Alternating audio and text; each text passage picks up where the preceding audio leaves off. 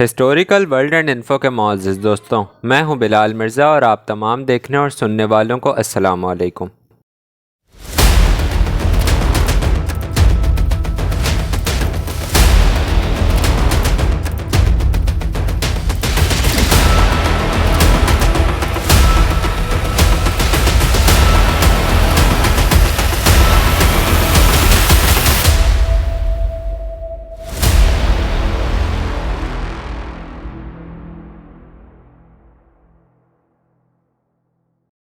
6 brave people who died in the line of duty، 6 بہادر لوگ جو کہ سچ کی راہ میں مارے گئے۔ نمبر 6، ڈیفنی کیروانہ گیلیزیا،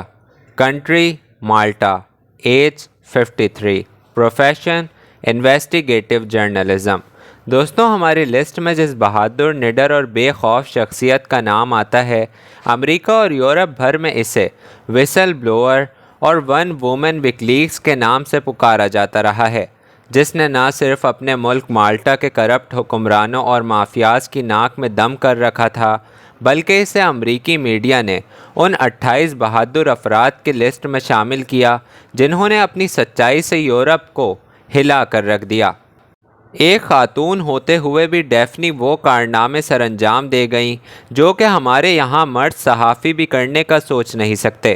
کیونکہ اس نڈر اور بے خوف صحافی نے لفافہ لینے سے انکار کر دیا اور ذلت والی زندگی کے بجائے موت کو گلے لگا لیا، اور تاریخ میں ہمیشہ ہمیشہ کے لیے امر ہو گئیں۔ یورپ کے ایک چھوٹے سے جزیرہ نما ملک مالٹا میں ڈیفنی 26 اگست 1964 کو پیدا ہوئیں۔ یہ ایک بزنس مین ایلفرڈ ویلا کی 4 بیٹیوں میں سے سب سے بڑی تھیں، اور یہ یونیورسٹی آف مالٹا سے آرکیولوجی کے مضامین میں بی اے آنر کی ڈگری حاصل کر چکی تھیں، جو کہ صحافت کے شعبے سے دور دور تک تعلق نہیں رکھتا۔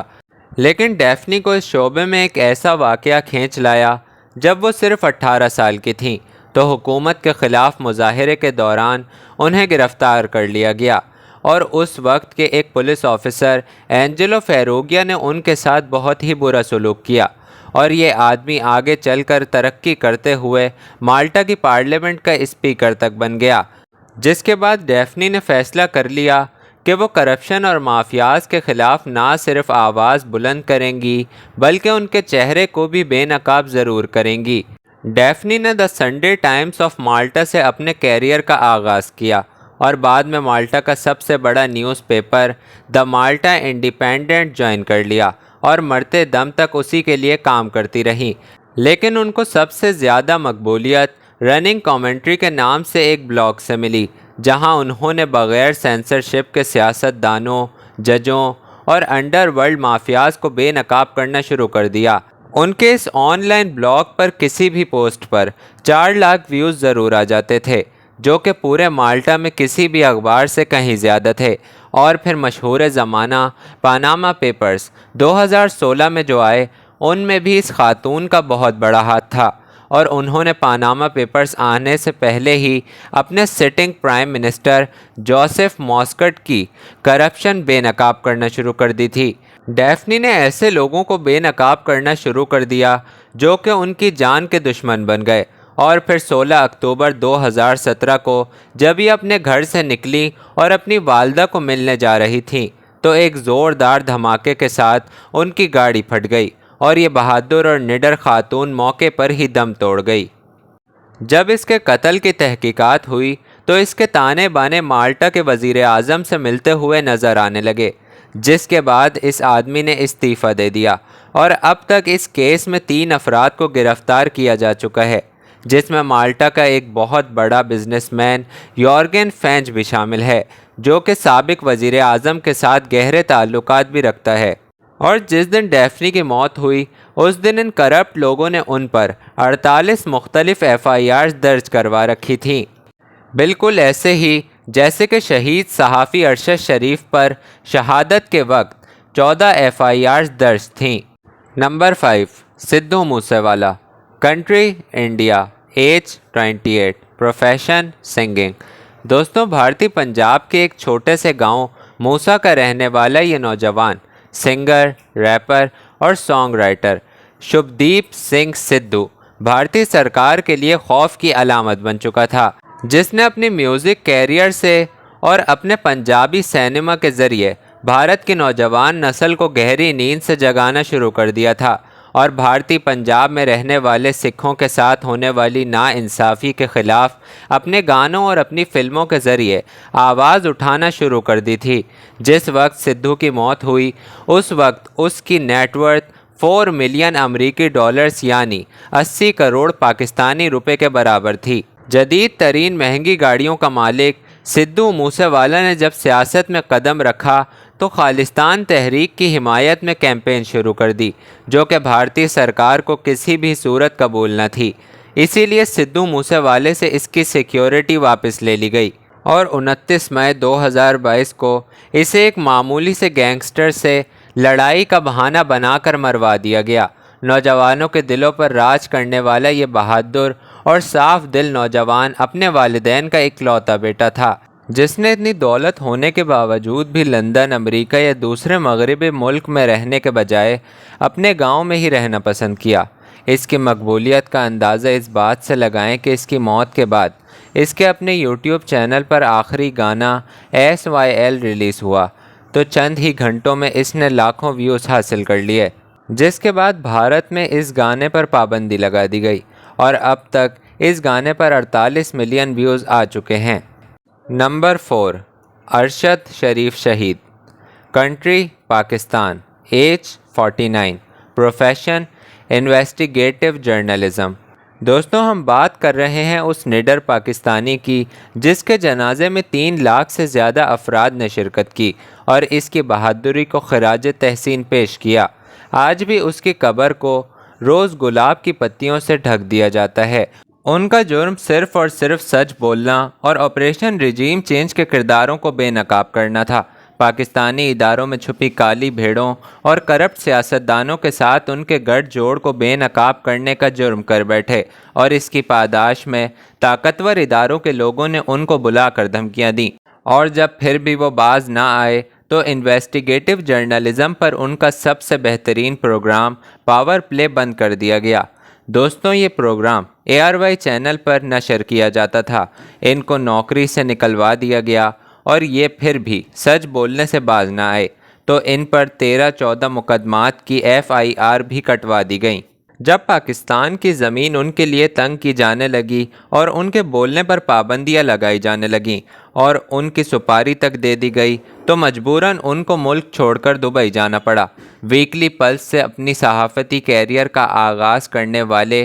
ارشد شریف نے دبئی جا کر اور زیادہ سچ بولنا شروع کر دیا، جو پاکستان میں بڑے سے بڑے صحافی بھی نہیں کر سکتے تھے، اور پوری قوم کے سامنے وہ کون تھا جیسا چپتا ہوا سوال اس نے رکھا، جس کی گونج آج تک سنائی دے رہی ہے۔ اس سوال کی گونج اور چبھن اتنی زیادہ تھی کہ مجبوراً دبئی کے حکام کو ارشد شریف کو دبئی چھوڑ کر کسی اور ملک جانے کا کہنا پڑا۔ جب کسی بھی ملک کا ویزا نہ ملا تو کچھ لوگوں کے کہنے پر انہوں نے افریقہ کے سب سے کرپٹ ترین ملک کینیا کا رخ کیا، جہاں موت ان کا انتظار کر رہی تھی۔ لیکن اپنی موت سے کچھ دن پہلے ہی انہوں نے بیہائنڈ دا کلوز ڈورز نام کی ایک ڈاکیومنٹری پر بھی کام کیا، جسے نیٹ فلکس پر چلایا جانا تھا۔ اس ڈاکیومنٹری میں انہوں نے ان لوگوں کو بے نقاب کیا تھا جو ملک کو لوٹ کر کھا گئے ہیں، اور پھر ان ہی درندوں نے ارشد شریف کو ختم کرنے کا فیصلہ کر لیا۔ 24 اکتوبر 2022 کے دن نیروبی میں کرپٹ پولیس اہلکاروں نے سپاری لے کر ارشد شریف کو شہید کر دیا۔ اپنی شہادت سے پہلے جو آخری ویلاگ انہوں نے کیا وہ پاکستان میں موجود کوئی صحافی کرنے کی جرت شاید نہ کر سکے۔ آج پاکستان کے تمام ایماندار صحافی اور ان کا خاندان یہ مطالبہ کر رہا ہے کہ ان کے قتل کی تحقیقات انٹرنیشنل میڈیا کی نگرانی میں یونائیٹڈ نیشن اور دیگر عالمی اداروں سے کروائی جائے، کیونکہ ملکی اداروں اور شخصیات پر اب کوئی اعتبار نہیں۔ دوستوں، اگر آپ بھی ارشد شریف کو انصاف دلانا چاہتے ہیں تو کمنٹ میں ضرور لکھیں۔ Number 3، Shifa Zikri Ibrahim. Country Iraq, age 31، profession news reporter. دوستوں ہماری اس لسٹ میں تیسرے نمبر پر عراقی نیوز رپورٹر شفا ذکری ابراہیم آتی ہیں، جو صرف 31 سال کی عمر میں ہی ظالموں کا چہرہ بے نقاب کرنے کے جرم میں شہید کر دی گئیں۔ عراق میں بڑے پیمانے پر موجود تباہ کن ہتھیاروں کی موجودگی کا بہانہ بنا کر امریکہ نے حملہ تو کر دیا اور عراقی زمین لہو لہو کر ڈالی، اور عراق کے گولڈ ریزروز پر قبضہ کرنے کے بعد امریکہ کا اصل ہدف عراق میں موجود تیل کے ذخائر پر قبضہ کرنا تھا۔ لیکن اگر یہ سارا کچھ امریکی فوج خود کرتی تو دنیا بھر میں اس کی مخالفت کی جاتی، لہٰذا امریکہ نے مذہب کے نام پر اپنی ایک پراکسی آرگنائزیشن بنائی جو مقامی لوگوں پر مشتمل تھی، اور اس کا اصل مقصد تیل کے ذخائر پر قبضہ کرنا تھا اور ان کو بلیک مارکیٹ میں بیچنا تھا۔ تو عراق میں سول وار کا ایک نہ ختم ہونے والا سلسلہ شروع کر دیا۔ ان کا زیادہ وقت جنگ زدہ علاقوں میں گزرتا۔ اس بہادر اور نڈر لڑکی نے دنیا کو بتانا شروع کر دیا کہ کالے جھنڈے اٹھائے اس تنظیم کا اسلام سے کوئی لینا دینا نہیں ہے، اور ساری گیم آئل ریزروز پر قبضہ کرنے کی ہے اور اسے بلیک مارکیٹ میں بیچ کر پیسہ کمانے کی ہے۔ لہٰذا اس سچ کو بے نقاب کرنے کی پاداش میں یہ بہادر لڑکی عالمی مافیاز کی ہیٹ لسٹ پر آ گئی، اور ایک دن یہ اپنی ٹیم کے ساتھ موصل سٹی سے گزر رہی تھی کہ ان کو سڑک کے کنارے لگی ہوئی ایک بارودی سرنگ کا نشانہ بنایا گیا۔ ڈرائیور کے ساتھ فرنٹ سیٹ پر ہونے کی وجہ سے یہ موقع پر ہی شہید ہو گئی، لیکن ان کی ٹیم کے 8 ممبرز زخمی بھی ہوئے، لیکن مرنے سے پہلے یہ بہت سی پس پردہ چیزوں کو بے نقاب کر گئیں۔ نمبر 2، ٹوپاک امرو شکور، کنٹری امریکہ، ایج 25، پروفیشن آرٹسٹ۔ دوستوں ایول آرگنائزیشن اور انڈر ورلڈ مافیا کتنے بڑے ہوں گے اور جتنا آپ ان کے خلاف سچ بولیں گے اتنا ہی یہ آپ کے لیے زمین تنگ کر دیں گے اور آپ کی آواز کو بند کرنے کی کسی بھی حد تک جا سکتے ہیں، خاص کر اگر آپ ایلومینائی نام کی اس خطرناک تنظیم کے اداروں اور اس سے جڑے لوگوں کو بے نقاب کریں گے۔ تو یہی کام سیاہ فام امریکی آرٹسٹ ٹوپاک امرو نے کیا تھا، جو کہ کرسچن گھرانے میں پیدا ہوئے تھے لیکن اسلام سے متاثر ہو کر مسلمان ہو گئے تھے۔ دنیا اسے آج بھی ٹو پیک یا پھر پاک کے نام سے جانتی ہے، جس نے ہالی ووڈ میں قدم رکھتے ہی یہ جان لیا تھا کہ اس پورے ہالی ووڈ کو ایک شیطانی تنظیم ایلومینائی کنٹرول کرتی ہے، اور اس میں کامیاب وہی ہوتا ہے جو کہ ان کے ساتھ مل کر کام کرتا ہے اور ان کے ایجنڈے کو آگے لے کر چلتا ہے۔ لیکن ٹوپاک امرو نے ان کے آگے جھکنے سے انکار کر دیا تھا اور ان کی اصلیت لوگوں کے سامنے لانا شروع کر دی۔ ٹوپاک امرو نے یہاں تک کہہ دیا تھا کہ امریکی گورنمنٹ بھی ایلومینائی کے لیے ہی کام کرتی ہے، اور ساتھ ہی ساتھ امریکہ میں رہنے والی سیاہ فام کمیونٹی کے حقوق کے لیے آواز اٹھانا بھی شروع کر دی۔ اس کے نتیجے میں ان کے اوپر بھی بہت ساری FIR کٹنا شروع ہو گئیں، اور ساتھ ہی ساتھ ان پر جان لیوا حملے بھی شروع ہو گئے۔ امریکہ کے سیاہ فام لوگوں میں یہ مشہور ہو گیا تھا کہ یہ ایک بلی کی طرح ہیں جس کی 7 زندگیاں ہوتی ہیں، لیکن ایک دن یہ بہادر انسان اپنی زندگی کی بازی ہار گیا اور صرف 25 سال کی عمر میں ہی شیطانی تنظیم کا نشانہ بن گیا، جس نے ایک گینگسٹر کی مدد لی۔ جب ٹوپاک امرو جو مائک ٹائسن کا باکسنگ میچ دیکھ کر واپس آ رہے تھے تو اس گینگسٹر نے موقع دیکھ کر اپنے ساتھیوں کے ساتھ حملہ کیا اور اس نڈر انسان کو مار ڈالا۔ آج بھی سیاہ فام کمیونٹی اس کی عزت کرتی ہے اور اسے اپنا ہیرو مانتی ہے۔ نمبر 1، مائیکل ہیسٹنگز، کنٹری امریکہ، ایج 33، پروفیشن جرنلزم۔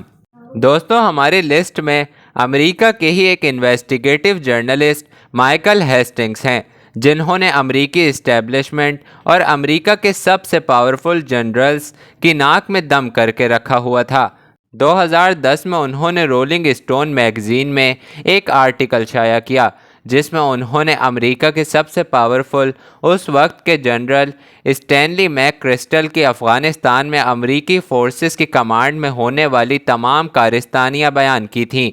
اور اس بات نے امریکہ کی اسٹیبلشمنٹ کو ہلا کر رکھ دیا تھا۔ اس آرٹیکل میں انہوں نے وار کرائمز اور امریکی جنرلز کی ایروگینس کو بیان کیا تھا۔ دوستوں اگر آپ کو میری ویڈیو پسند آئی ہے تو میرے چینل کو سبسکرائب کریں، میری ویڈیو کو لائک کریں اور اسے اپنے فیملی اور فرینڈز کے ساتھ ضرور شیئر کریں۔